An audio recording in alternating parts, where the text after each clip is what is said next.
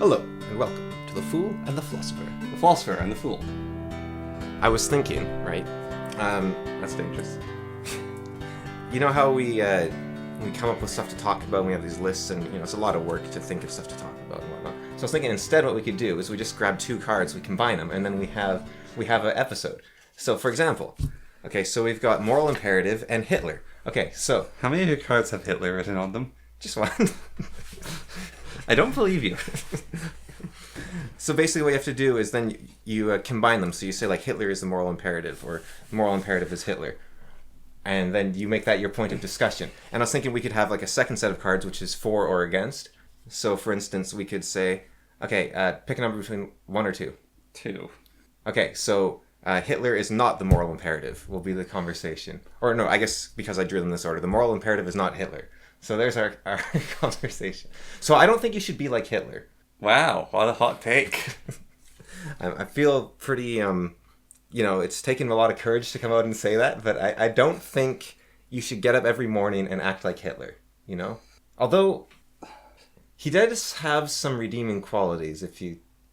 So I was thinking, wow, we're talking about Hitler in the first 2 minutes. Yeah. It was coincidence. There's a YouTube channel. Yeah. It's a history channel. It has these like little animated men. They're all quite fat.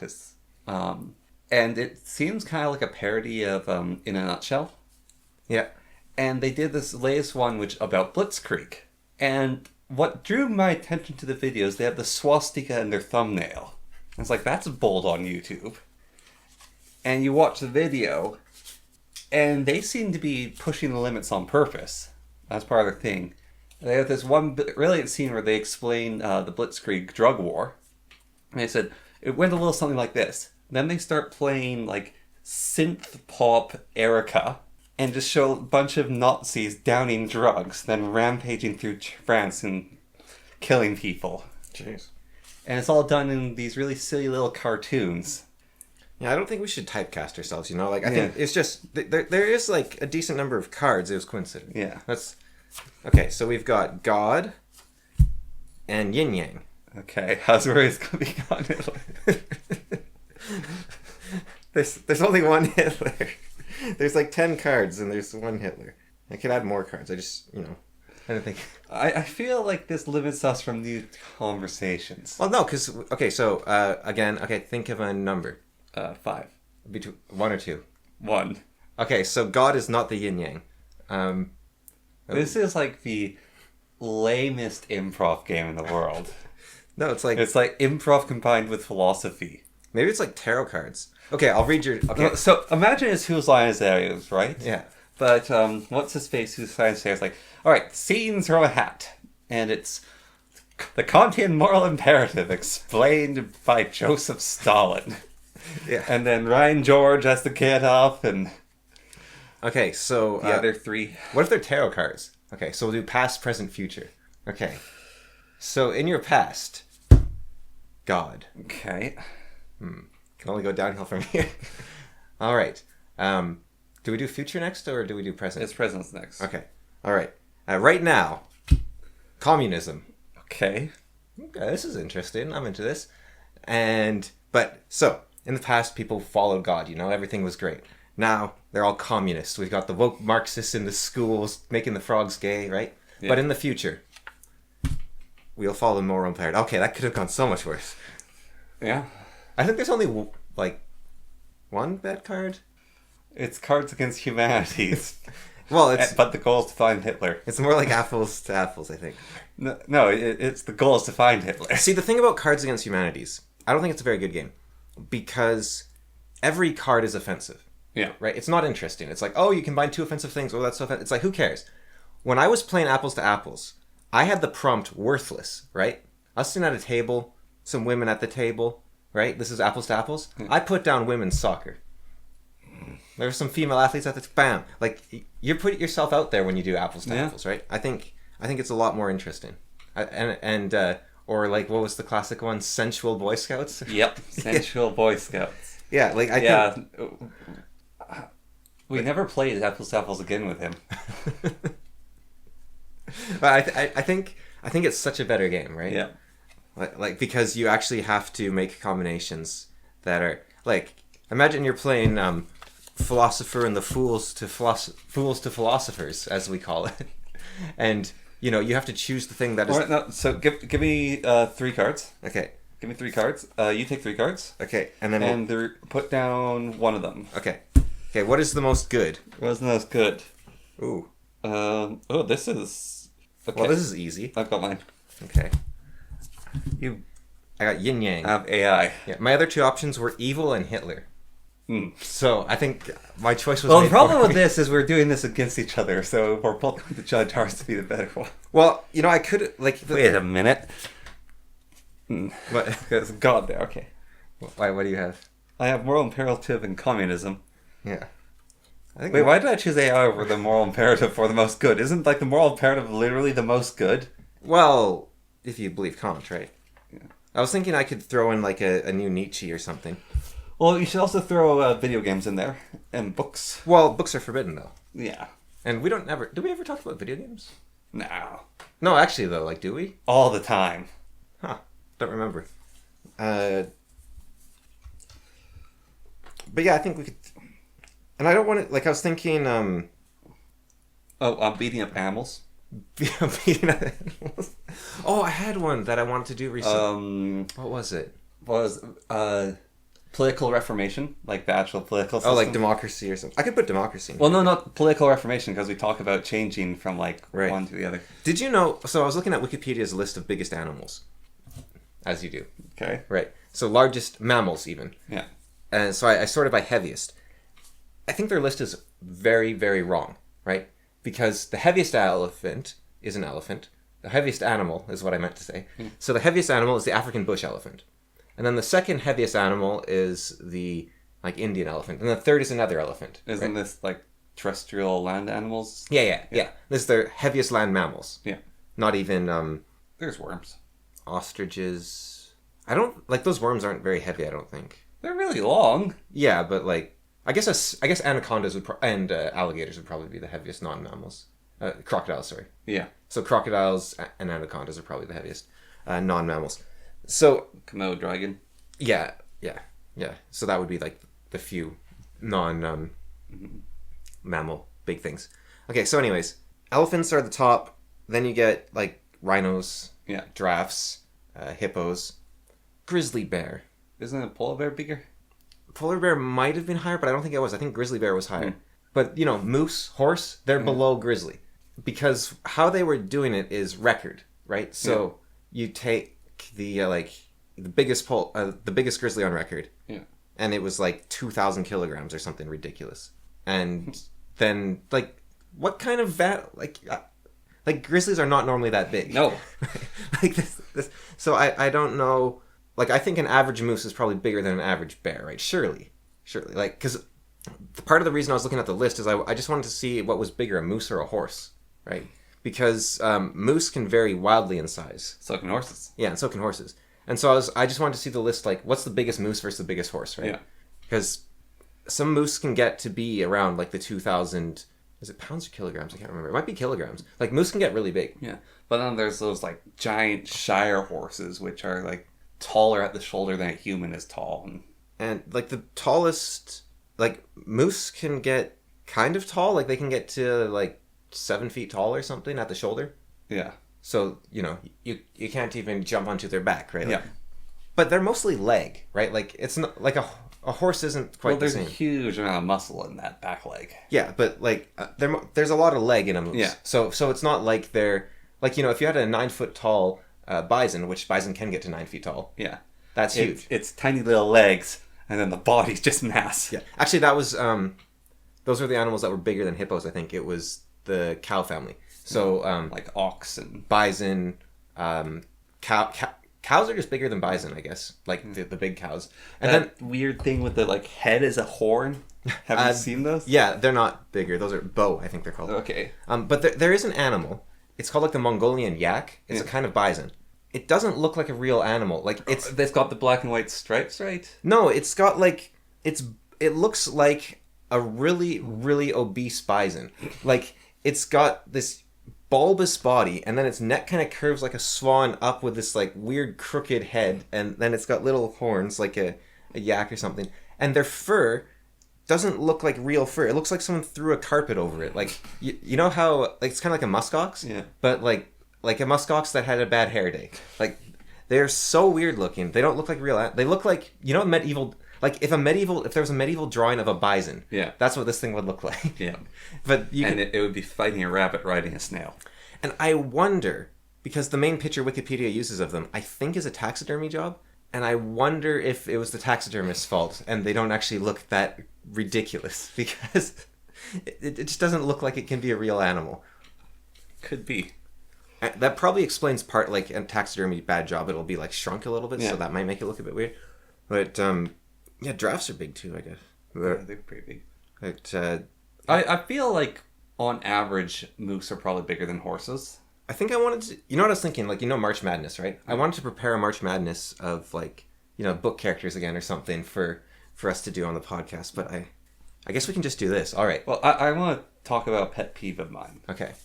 So, I hate when people change the topic to what they wanted to talk about before. So, what we're... people hold up the tiny mic to their mouth or the lapel mic. Yeah. And, like, there's that tiny mic, and the tiny mic is actually designed to be held slightly, whereas the lapel mic is just, why are you doing that? Yeah. So, there's recently a video released of a bunch of senators or some sort of American politician, and these are, like, old dinosaurs sort of people. Yeah. And they're all doing that. And so their script writer must be, like, my age or a little bit older and got them to all hold it. And I think the idea, you've talked about this before, the idea behind that is to make it appear more genuine. Yeah. That you're holding the lapel mic. You actually don't know how to use the damn thing. You don't know how to attach your suit. That is ruined when it's a decrepit crypt keeper politician in a suit holding the lapel mic. And so the video, it shows all of them have the exact same script and they're all holding it. And there's like one guy in the bottom of the checker row and he's not holding it, he's just explaining and moving his arms. It's like, I look at that guy, I look at all the other ones. It's like, that guy looks like a real person. All these other people, they look completely fake. And just the trend of that, it is really starting to get to me. It's like, in video games, there's a meta that appears in multiplayer games, where you do the meta and that's how you win. And there's a joke about a new online game comes out, and so everyone's playing, having fun, and then the meta develops, and the game sucks. And it's like there's some sort of weird social media YouTube meta. Like you have to hold your mic to appear more genuine. And I hate that more than video game meta. I think it was Groucho Marx, like not the communist, but the comedian, who said something like, authenticity is key. Yeah. And if you can fake that, you have it made. You can fake that, you have it. Yeah. Good comedian. Yeah, that was his take. What you were talking about? Wow. You just before you were talking about the meta in video games. Yeah. I was just thinking like Heroes of Might and Magic doesn't have a build order. Now, if you play like Jeebus Cross or something, then it does have a build order because there's a layout. But the game is so dependent upon what resources you have available to you. If you have no stone, then you are not going to be building a castle. If you have tons of gold but no resources, you're only going to be getting basic units and tons of heroes. If gold is really precious, you're not going to get many heroes, and you're going to be focusing on trying to build up your economy. Or if the map doesn't allow you to build up your economy, then you're going to be focused on exploring. Like it's, and all it has to do that. The more complex a meta is with adaptation, the better it can be. But I think like the reason these dominating metas and build orders develop in games like Dota and Age of Empires is because people are playing on very restricted maps. Yeah, well, mega random tournaments are some of the funniest tournaments to watch. There's T90 had an example of a mega random he played, which is it spawned the map like not hideouts, was arena. So both bases are surrounded by gates or fences, and T90 knew the other guy he's playing against was a better player than him. He's like, all right, I have to rush him to win. So he sends forward his military to attack, and he sees the guy's fence, his gate and his fence, and so he attacks the gate. So the fences, not the gate. A fence is an actual building type, which has 1 HP. Yeah. It was a palisade gate, which has 250. Both of them didn't realize that fences have 1 HP, and so T90 is attacking the guy's gate, and he's repairing and defending and trying to stop this rush. And then afterwards, while his collar hunters pointed that out, he's like, really? Yeah, and that's where a more robust, like, for example, Heroes of Might and Magic. You might not know these players, but take Lexiev, who is the Lithuanian pro player. Yeah. Put him on a actually random map where different buildings are blocked in the towns and whatnot, against someone like, I don't know, Salamandre or something, or Alex SPL, where these guys have a super in-depth knowledge of the game mechanics to its core, not the map layout.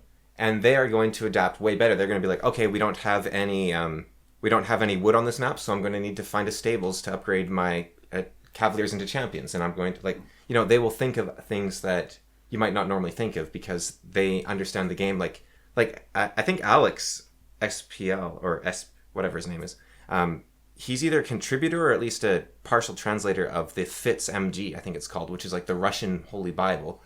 It's like this 500-page document of Heroes of Might and Magic 3 strategies. Okay. It goes into like, RNG manipulation and like there's things you can do. Like if you look at what is guarding a Pandora's box, you can figure out what's inside the Pandora's box on a random map. Like because it generates a point value when the Pandora's box spawns, and then you can calculate the point value of the units guarding it, and like there's so many little things like that are in that. Like it's basically them putting more thought into the game than the developers probably did, but also figuring out the game figure, because the developers never released all the formulas for the game, right? Yeah, that was some Russians that figured it out. And if you ever play like the best Russian map, it's called Paragon. Like by best Russian map, I mean it's the one all the Russians say is the best map. And if you ever play any Russian maps, they're I think you've played a few. Like WoG, its campaign was a very Russian style map. It's all about super in-depth knowledge of the game. It's more like playing a puzzle than anything. It's like you have to know where to stand to abuse the AI. You have to know how to get luck twice in a row. You have to all these weird random how to get luck. Well, because there's I think Horn of the Abyss fixed it, but there's like a bug where if you get morale or luck, or I think it might be either or, you're more likely to get it again because it only does the roll once in like the round or something. So you can, I don't know if you can manipulate that or you just, if once you discover it, you can like rely on it for that round or something. But it's a sort of, it kind of cascades occasionally, and you can take advantage of that. But see, I can call that sort of charming. Yeah, but it's so. Last night, I'm playing on the Minecraft server, and we've got some mods. And I have a setup to produce power. And a different guy came into my base, and he's put a message into like the little Discord page. He said, "I was in your base. I hate it. You have so many ticking entities going on here. You could do all these things more efficiently." Saying things. And I said, "I like Rube Goldberg machines." Then I loaded up Factorio. Yeah. And I just posted a picture of my base that I haven't played in years. And the guy says, "I want to burn your base down." But I think where we're getting with the robustness of all this, right? Instead of the exact build order and precision, it means that if you're put on the spot and forced to deal with a non-standard situation, you will still look like you are doing, you are still yourself. You're not this fake politician that has this veneer that cracks. Yeah. Right? So if you... if everything you do is this carefully scripted arrangement, the moment something goes a little bit off script, it falls apart. Like you can look at the example recently in the States where there was the Joe Rogan interview with Kamala Harris and with Donald Trump, where Kamala Harris didn't go to the interview. Yeah. And then her team, not necessarily her, but one of her team even lied about the arrangement situation. And it could have been that Kamala really wanted to do it and her team messed up and didn't get her on it. But the end result was Donald Trump looks like he can have an unscripted conversation, Kamala Harris doesn't. And so when you have these people that are trying to connect to the youth by doing the little mic holding thing, they look inauthentic. They look like they're following someone else's script. Although that said, I think there is, if they're doing it in a manner which is a sort of self-depreciating humor, like, oh, I know that I'm trying to be like with the kids, and it's just, like a grandma goes to a skate park with like her ball cap on backwards to cheer on her kids or something, like her grandkids, like that can be kind of fun, right? You're sort of going, oh, hello fellow kids, on purpose. Yeah, that can be fun though. People are able to slightly tell genuineness. Yeah. And so the grandmother who's just trying to like cheer on a kid on a baseball cap, and she's doing that because she thinks that would be fun and funny for a grandkid, versus a politician who's doing it because they're a soulless. Yeah, or I guess what you could be, like, if you use a bunch of Gen Z slang, let's say, and you understand what it means, and you're using it in order to appear goofy versus if you're doing it to appear cool. Yeah. Like, you're like, oh yeah, I'm going to use the Gen Z slang to appear cool, and you're like, you're not going to look cool. Yeah. That was the, there was a Steam Next Fest recently, and they had a ton of demos, and most of them were, like, these people did not make it to the deadline. They just put out these, like, things that were falling apart. Like, so many of them ran so poorly or just didn't work right. But, one I played, it's a 3D platformer. It's called Demon... Do we talk about video games? Well, we're not, though, are we? We're talking about what they represent. Yes. We're talking about the... Although maybe that's what all conversations are, is about what it represents rather than the thing itself. But I was thinking that recently, actually, that, you know, we were talking about last time how music has to say something, has to mean something. Yeah. And I was thinking it might also need to, or maybe it's the same thing, it has to contain a piece of wisdom. Like something that the writer of the song actually discovered, something they learned. So there's a song, the lyrics that came out, well, I think it came out recently. I haven't heard it before. Maybe it's just an old song I haven't heard. But the lyrics are something like, if there's only sun, the flowers won't grow. You need rain in order to grow. It's something like that. Yeah. And, you know, that's a little bit of wisdom the person learned. And then you listen to that and you're like, oh, yeah, flowers do need... Like, you should... It's tricky because we have an industry of, you know, produce music to stay, right? To stay employed, basically, right? Yeah. But every song should be the writer teaching you something, right? And it's hard to teach something if you don't, like, for example, if you did a podcast every 2 weeks and you were trying to teach something, it'd be hard to have enough knowledge in order to not just be blabbering and filling airspace, right? If you were going on and on, you need to be able to actually communicate. So you see this a lot with YouTube videos where someone will release, you look at like a person's catalog and their older videos, they will have so much to share because this is something that's been stewing in their head for 15 years and they were like, okay, I got this going. And then it becomes popular and they're like, oh, I can do this full time. But they've kind of run out of things to say. That's the one-hit wonder bands, or not even one-hit wonder bands, but the band that it comes out with an album. And that whole album is amazing. Everyone loves it. Every single song is good. And then the second album they release is so-so, and that's because this group has been in their garage hammering out these songs, these 20 songs, let's say. That's actually a pretty big album. But they hammer out these 20 songs for the past 10 years. It's like, let's release this. And then it's like, okay, we expect another album in a year. It's like, okay. Yeah. It's like, they can't do that. They spent 10 years. I can't put 20 years of wisdom into this first. Like, that's crazy. You can't do that. Yeah, and I think it's the same with authors. Like, they pour their heart out onto the page, and it's like, whoa, that's crazy. But then they have to just keep writing. I think serials are more likely to do that, right? Like Charles Dickens type thing, where you're publishing every week, and you're like, how am I supposed to fit authenticity into this thing week after week after week, and not occasionally at least stumble. Like, even if you have a huge background of wealth of experience to draw upon, and you're constantly learning new things, you're going to have a few stumbling blocks. So that song I was talking about, where she said, you know, you need rain in order to grow. I was like, okay, so the start of the song, I was like, well, this is really interesting musical design. The lyrics actually mean something, and like it's kind of like, you know, Confucius. Like, you're like, oh, yes, okay, I understand now. Confucius say you need rain to grow. It's like, okay, I learned something. And then it's just repeated over and over and over and over and over. Like, really repeated. So she had one idea, right? And she turned that idea into a song. Whereas you look at the greatest songs and the greatest poems, and there is a whole lot of depth in each line. Like, you take if, right? If you can keep your head when all around you are losing theirs and blame it on you. If you can trust yourself and all men doubt you, but make allowance for their doubting too. If you can wait, not be made tired by waiting. If you can be lied about, not deal in lies. If being hated, don't give way to hating, but don't look too good nor talk too wise. That's a single verse. Yeah. Which has, like, I have spent years digesting each line, right? And I've barely gotten through the first verse in terms of my own life experience of just being able to digest one verse in a fairly long poem. Yeah, great song, Stairway to Heaven. I mean, there's a lot in each line, yeah. Yes. I'm not sure I know what it's about at all, but... Well, it's a great song. Yeah. I want to get your thought on this then. The Sorcerer's Journey. Like just the musical. Dun, dun, dun, Yeah. dun, dun, dun. That doesn't have lyrics, but that's a great song. Yeah, well, it's the same thing. There's still a revelation in Yeah. music itself, right?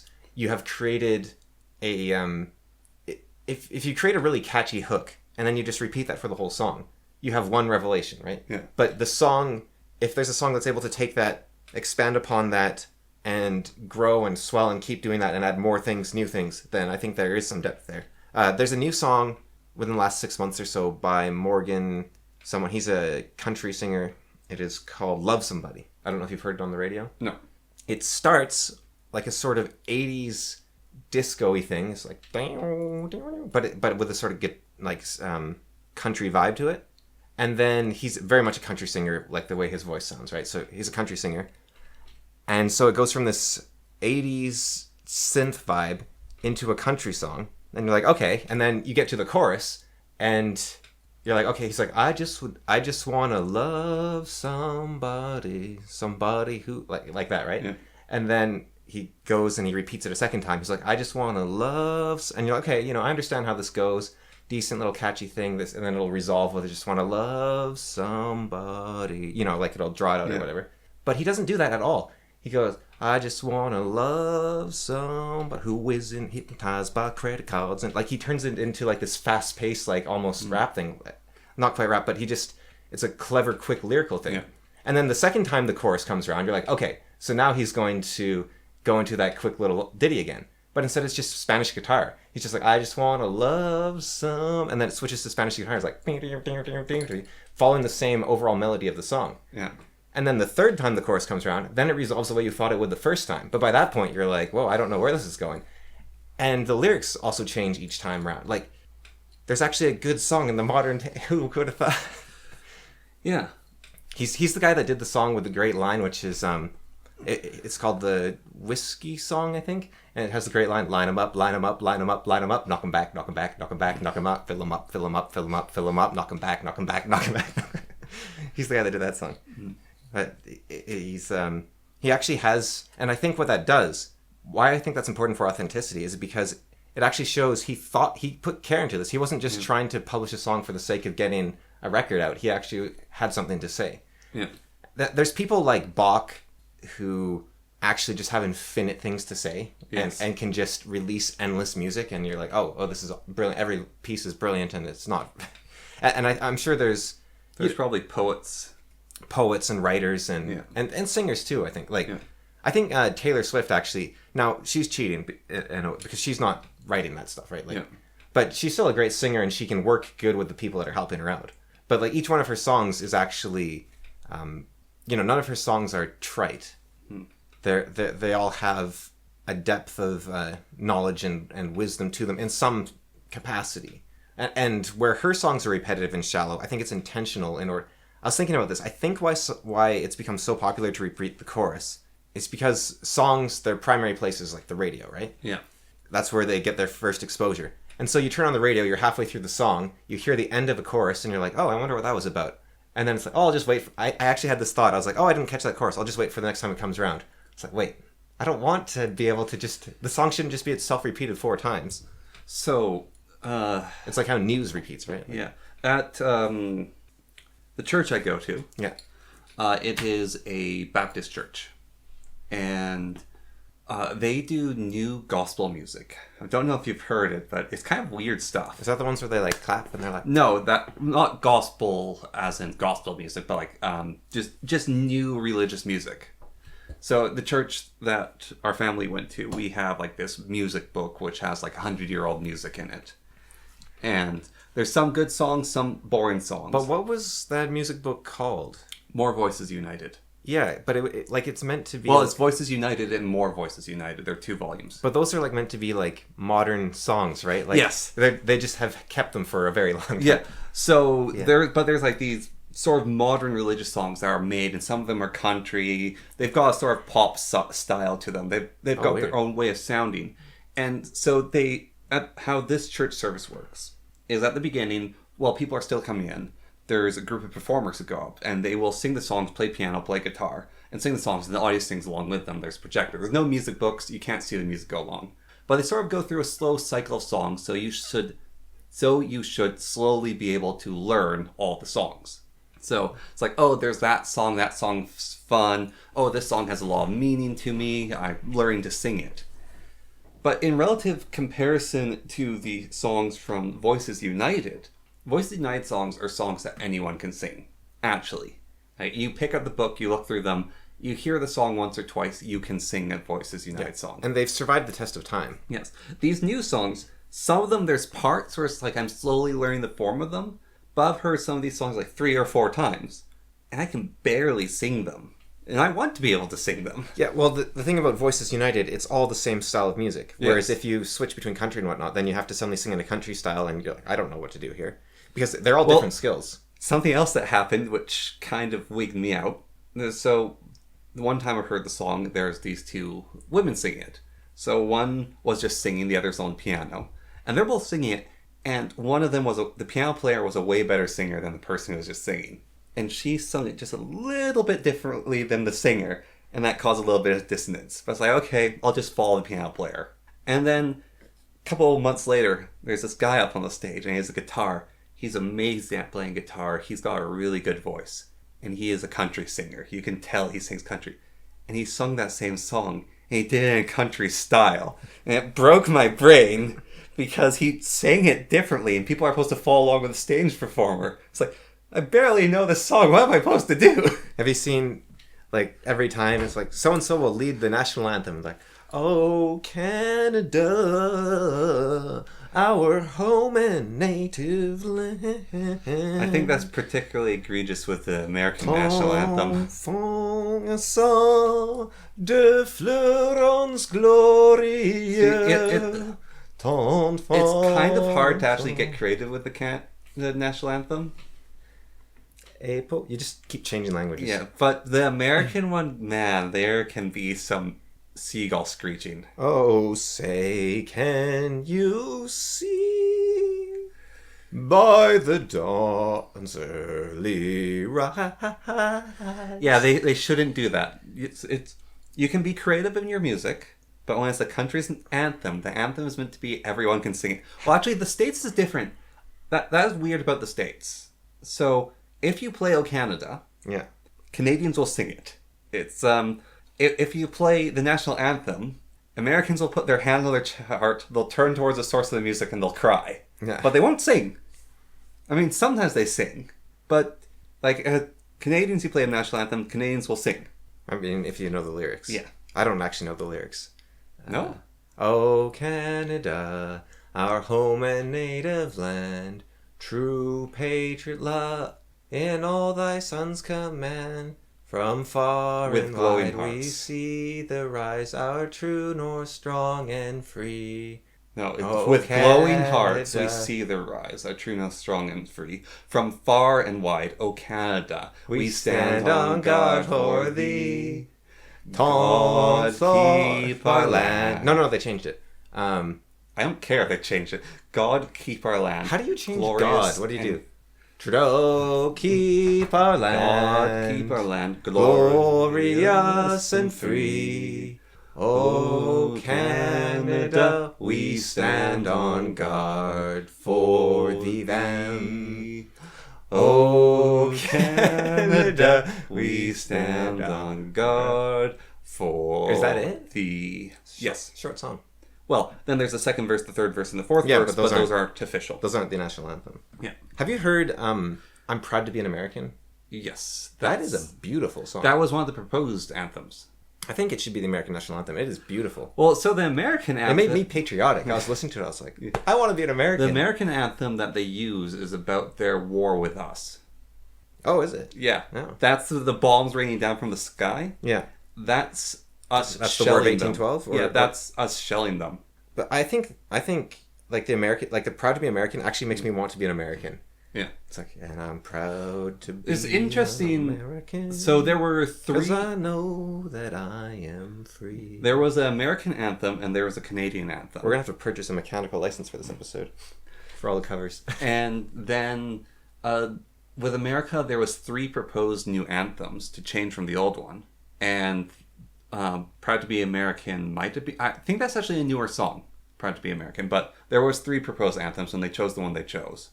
With Canada, there was 2 proposed ones that took a lot of traction. 4 strong winds And that blow the other Canadian one's really good. 7 seas that run dry. I don't know why is it that All song? these things that don't change, come what may. That's one of them. Yeah. And then there's another one is for one last time, I would take the Northwest Passage That was a proposed to anthem. find the hand of Franklin reaching for the Beaufort Sea. Tracing one more line through a land so wild and savage, There's always the guy that's and make a Northwest Passage to the sea. But that's such a more... It's such a good song. It's such a good song. Like, the Canadian anthem is good, especially if it's done well. But, like, less broad appeal, but I think Northwest Passage is a better song. It's an amazing song. It makes you want to go and die in the... The deadliest sea route in the world. Yeah. And you're More like, deadly than the South Atlantic, which is considered the most dangerous ocean. but, you know, you're like, okay, this is scary. I don't want to go look for the Northwest Passage. Then you hear that song and you're like, I'm ready to go and die looking for the Northwest Passage. I will see the hand of Franklin reaching forward. And you're excited. And it's opening. It is opening slowly. Yeah, so the song becomes more and more relevant. Do you know what's scary about opening? Is Ice likes to bite things when it's slowly opening. And I think there was a few. I was looking at the list recently, actually, but I can't remember what. There was. This was just the top Canadian songs I was looking at as well, because there was like 2 lists, and there's a lot of Alanis Morissette in there, and you know her songs, they're very famous. If you hear them, you'll be like, oh yeah, I recognize that song. I was listening to the lyrics of like, I don't like her songs. I thought like, I was like, oh yeah, hey, it's that song I know, and then I was thinking, oh wait, no, these lyrics are nasty. Like, it's not that they're bad even, it's just it's like, you live a terrible life. What are you doing? And that is something, I think it's another reason why songs are so repetitive. You hear, if there's a song you're kind of neutral on, and you waver just a tiny bit towards positive, the more you hear it, to a degree, you'll like it more and more, right? Yeah. Because you'll find the more nuances, and it's also familiar, and you'll be like, hey, I was doing something cool when I heard this song. But I think it also has the effect of, you start getting sick of a lot of the songs that don't connect with you. Like, on the radio right now, you know that Aperture song by Bruno Mars and Rose? Yeah. Whenever it comes on, I have this breath of relief of, it's like, hey, it's my song. And it's like, wait, no, this isn't my song. This is just a song that everyone listens to, and it's very pop. But it's actually a genuine feeling song. Yes. Especially if you watch, I don't know if you've ever watched I've watched the music video. The music video is hilarious. It looks like they're just having fun. So if you've ever seen Bruno Mars's music videos, He's always having fun. he's always having fun. He always has a sort of style to them. And when he's doing Aperture, Yeah. he's fully embracing doing the Korean Yeah. or Japanese. It's Korean, yeah. yeah. Doing the Korean music video. Yeah. And he's just having fun with it. Well, it's also like a sort of 80s video. Yeah. Sort of, but yeah, he is always super stylish, and his videos are always very, like his Uptown Funk You Up song, I really didn't like. Yeah. Until I watched the music video, and then I still don't like the song, but now I'm kind of like, okay, he's having fun with his friends. Like, I get it. And he's one of those people, like that Groucho Marx thing I was telling you about, right? He might have perfected faking authenticity, or maybe, although it's strange because he is so popular, he might actually just be an authentic guy. Well, it's weird. I looked up his popular songs, and he's got like 4 or 5. And that's like all of his music. Like, he doesn't actually make all that much music. Yeah, he quit from making music like 4 or 5 years ago, I think. Yeah. And then he did this Aperture song, and it sort of brought him back. Yeah, but even when he did music, he didn't make all that much. Like, he did Grenade, Yeah. which was, I always thought was I've never really liked, like, I think he's a very good singer. Yeah. I think he's very stylish, and I think his songs are interesting. His lyrics are interesting. I don't like his songs. I don't like how they sound. I don't like what they're about typically, which is why Aperture is so great, because it's actually a song that You can enjoy his voice. I can enjoy his voice and his style, and I actually like the song. Because Uptown Funk You Up, that Uptown Funk You Up section, it's repetitive, and I don't like the word funk. It feels cloying to me. It's kind of I don't like the word, and it doesn't. You can't funk something up. Like, funk is a genre of music, right? So Yeah. I guess you can make it more funky, but Funky. but it sounds like a threat, like Yeah. the way they do it. And also, I don't like that. I guess it's funk actually. I don't like funk where it's like uptown funk. Like I don't like that swingy. Yeah. I don't like swingy music, so I don't like that style. And then I'll Catch a Grenade for You. It's a bit slow. It's a bit drawn out. It's a bit whinging. It's a Yeah. bit. So I'm not really a fan. And then I don't actually know like any other of his songs. He did that one with Lady Gaga. Yeah. The end of that one's like was the second most popular song last year or something. Or one of the top ones, like If the World Was Ending, I Want to Be There With You. It's that duet they do, and I thought the lyrics were dumb and the music was slow and boring. I didn't like it at all. Lady Gaga, she's been on a miss for me. Like this is like her most popular year was like 2024, I think possibly. But all her songs I don't like. Like have you heard her Poison or Antidote, whatever it's called? I don't listen to the radio. It's like yeah, but it's like the most popular. It was one of the most popular. It was the most popular Lady Gaga song of 2024. And how can look? You can't just dress as Ignatius, whatever his last name is, and Not judge things. you have to listen to all the pop music and then get very judgmental about it. Right? I'm not dressing like him anymore. That's what I do, right? I listen to all the pop music and then I tear it apart. But see, the reason I do it is because I love it. No, because I think there is something in there that's good. I think How I found out about Apathy is I went bowling, yeah. and they're playing a bunch of pop songs, and a bunch of Japanese songs, and a bunch of Korean songs. And I was trying to figure out which language was playing when I was listening to it. And then I heard that song, I was like, this song's brilliant. And I was seeing people doing like little dance routine videos to it. But they never said the name of the blasted song in their dance routine. And so I finally found out the song. I was like, this is pretty good. And then I watched a North Korean parody of it, Oh. which is sung by Kim Jong-un. Oh, so it's like AI. No, he's a Kim Jong-un impersonator. Oh, okay. And he's actually a really good singer. Okay, but it wasn't actually the real Kim Jong-un. No, it's a Kim Jong-un impersonator, and he's actually a decent singer. It's almost possible that King Jong-un would do it. Like North Korea, South Korea, communist, hyper-capitalist dystopia, right? They're both dystopias in their own little way. Yeah. But they are united by their love of cheesy music. Yeah. Like they have K-pop stars in North Korea. It's a different sort, but they still love their pop music in North Korea. Apparently it's based on a drinking game. Yeah. So how the drinking game works is everyone puts their hands in a stack. So you go, all right, and then you choose, and then someone calls out a number, 7. All right. Yeah. Okay, and then we start counting. 1.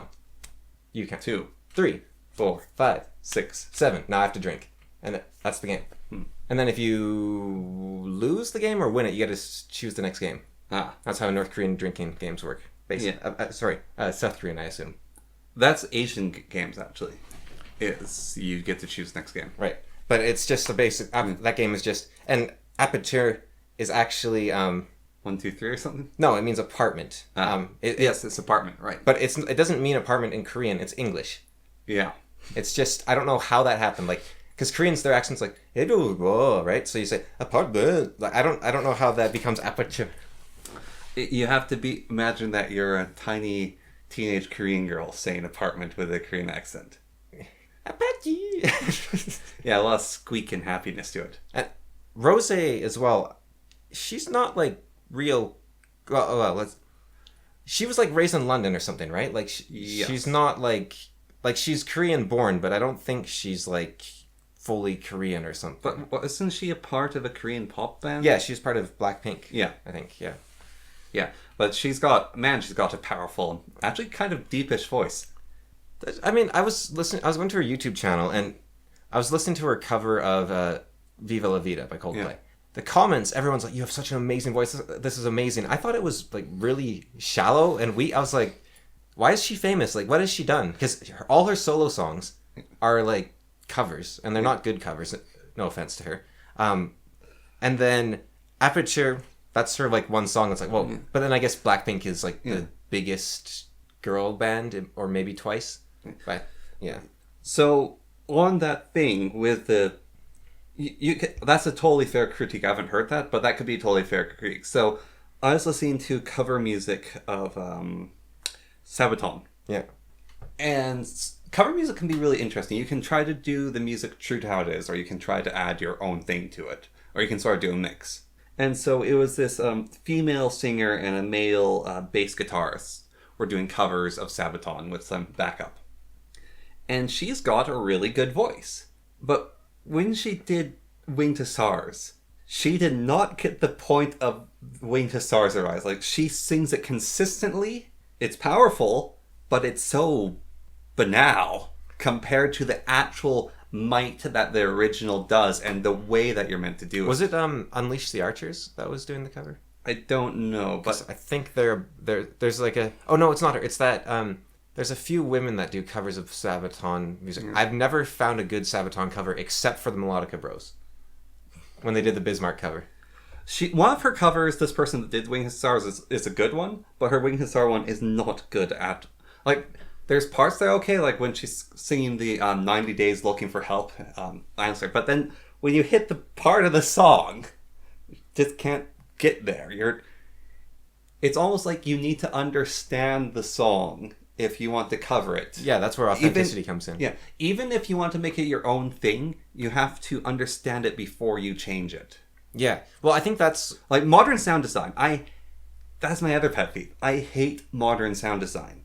And by that I mean like the that fart sound, the diuretic sound, the do, like all those little sounds that are in so many videos, and even using din din din din din din din din din din the Kevin MacLeod song. Oh, yeah. I did it slightly wrong. Yeah. But using that song, using Spin Monkey. Sneaky Business, is it called? Or No, it's not. Sneaky Business is another one of the songs. It's not Sneaky Biz, but yeah. Spin Monkey, Sneaky Business, and that one. All of them is like people just using them because they're the music you use, and using these. Like, you look at Looney Tunes sound design, like Jerry's scream from Tom and Jerry. Yeah. Like his two different screens, the shout of pain and the ah-ha-ha-hoo. Yeah. Like, though that is good sound design. Right, because they understood what they were doing and why. Yeah, and even, like, all of Tom and Jerry, like, using a slide whistle at moments, and... I think what happens... And using them in sync with what's going on.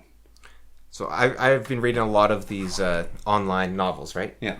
A lot of them are like isekais, you go to a different world. Yeah. There's maybe some video game aspect to the world, maybe not.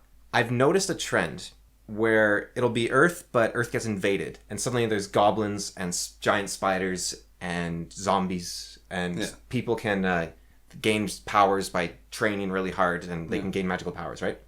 And the trend is, in a lot of these, gamers in the story are the ones who adapt the best because they're like, oh, I understand all this stuff because I'm a gamer. And people will say to them, oh, you know what a zombie is because you're a gamer. As if games aren't based on anything, right? Like, there's a mythos that is drawn from, that there's an authentic layer of human experience, that games did not invent zombies and dragons and goblins. Like, those are based on... And what happens, I think, orcs now are these big green strong men, right? Yeah. And... what was another one I was thinking of? Oh, Heroes Might and Magic 3. You have, like, the Behemoth, which is based on the... what are those big creatures called? Those big creatures in Star Wars. Yeah. You have the Gorgon, which is based on the Monster Manual. You have... Heroes Might and Magic 5.